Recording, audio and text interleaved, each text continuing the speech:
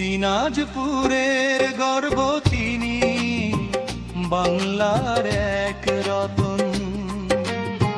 নিঃস্বার্থ এই মানব সেবায় কাটালেন জীবন। বেঁচে থাকুন হাজার বছর আমাদের মাঝে ভাই, জীবন চৌধুরী বাবুর মতো মানুষ মোরা চাই। কাঞ্চন মোড়ে জন্ম নিল এক আলোকের ফেরিওয়ালা, বিরল দিনাজপুরের মাটিতে যার সুবাস ছড়ায় মেলা। 25 বছর ধরে যে জন বিলিয়ে যায় নিজের সুখ, তিনি আমাদের জীবন চৌধুরী মুছিয়ে দেন সবার দুঃখ।